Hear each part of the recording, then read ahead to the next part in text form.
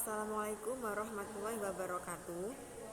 Kami dari kelompok 5 yang terdiri dari Ahmad Faiz Muzaki, yang kedua Nuril Husain Aziz, ketiga Ayu Siska Rahmawati, keempat Serlina Maula Sofa, yang kelima saya sendiri Arfaul Nazar Anida.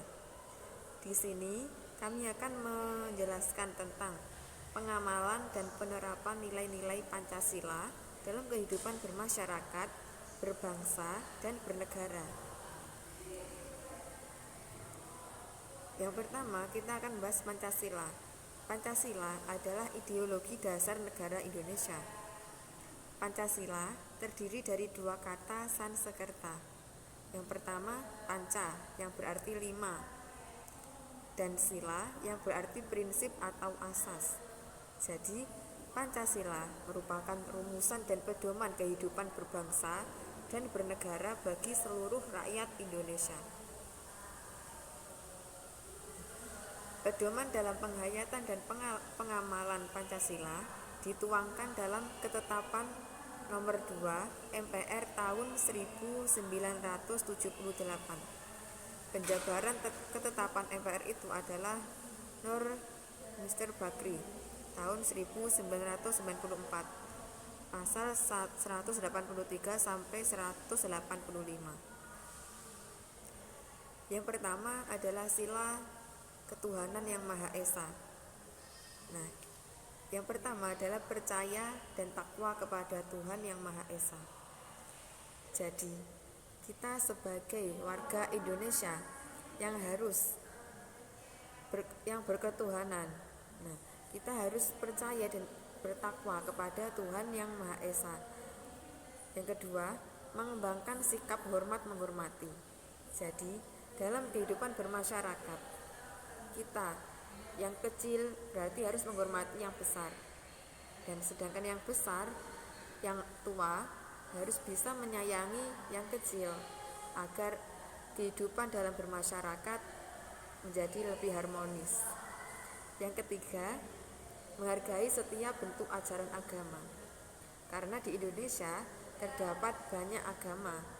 Jadi untuk meningkatkan kesatuan dan persatuan dalam bernegara dan berbangsa, maka kita harus bisa menghargai ajaran agama lain agar dan tidak saling mencela.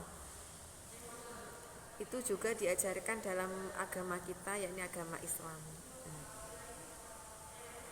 Yang kedua adalah sila kemanusiaan yang adil dan beradab. Nah, di sini kita bisa mengamalkan atau mengambil pelajaran. Yang pertama, memandang persamaan derajat. Kita dalam kehidupan bermasyarakat tidak boleh membeda-bedakan derajat, atau bahasa lainnya terdapat kasta. Nah, kita harus bisa menyamakan derajat antara yang kaya dengan yang miskin, yang berpangkat maupun tidak berpangkat.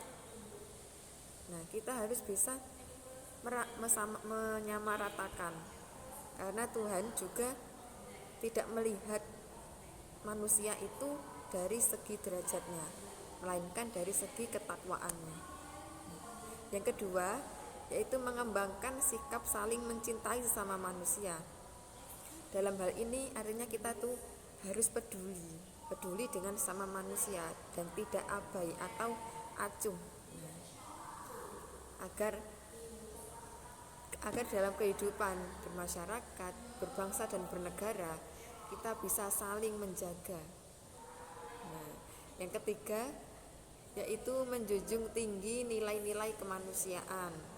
Nah, karena kita sebagai makhluk sosial harus bisa memanusiakan manusia. Artinya apa? Kita harus bisa menghargai pendapat, saling tolong menolong, dan masih banyak lagi yang berhubungan dengan kemanusiaan. Karena kita adalah makhluk sosial. Oke, yang ketiga adalah sila yang berbunyi Persatuan Indonesia. Yang pertama adalah cinta tanah air dan bangsa Indonesia.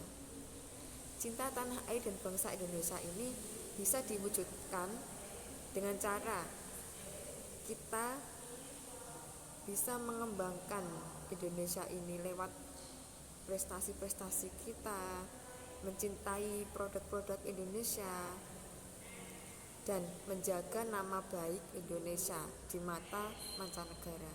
Nah, yang kedua yaitu mengembangkan rasa persatuan dan kesatuan atas dasar Bhinneka Tunggal Ika. Artinya berbeda-beda tapi tetap satu jua.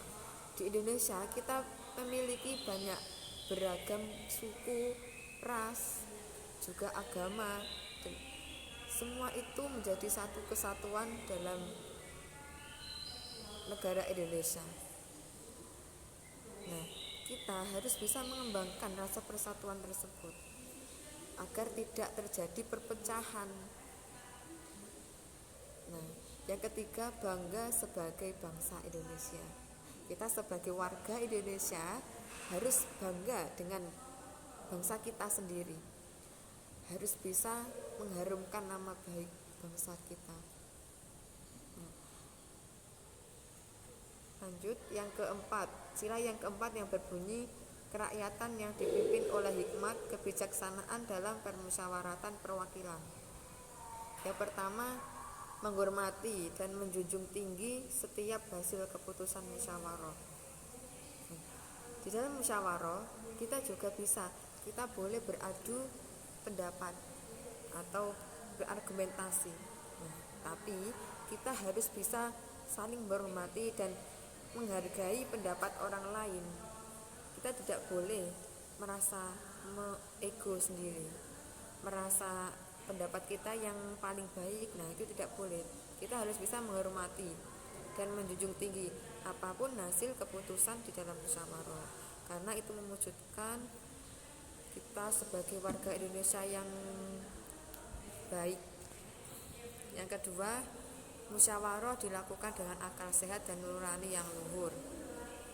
Nah, langsung saja yang kelima. Nah, sila yang kelima berbunyi keadilan sosial bagi seluruh rakyat Indonesia. Yang pertama, menyadari hak dan kewajiban yang sama untuk menciptakan keadilan sosial.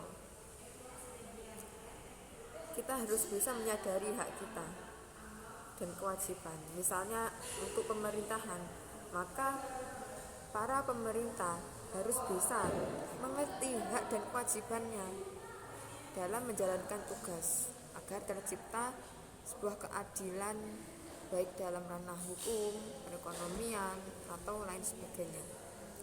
Yang ketiga, mempunyai sikap suka memberi pertolongan kepada orang lain. Nah, kita harus bisa saling tolong menolong, harus peduli dan tidak memandang siapa dia. Kita harus bisa menolong.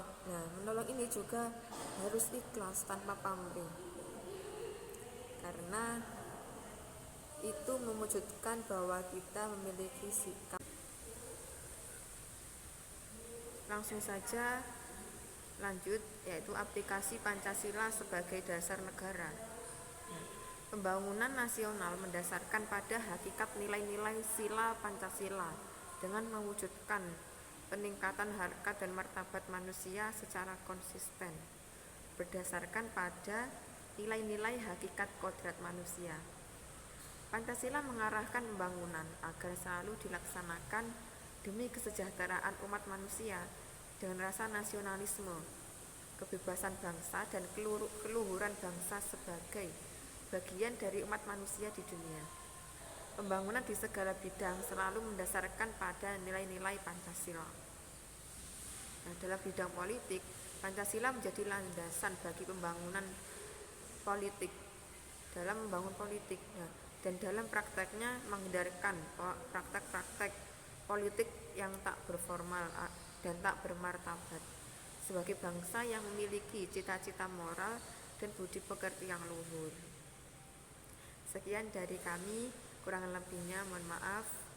Wassalamualaikum warahmatullahi wabarakatuh.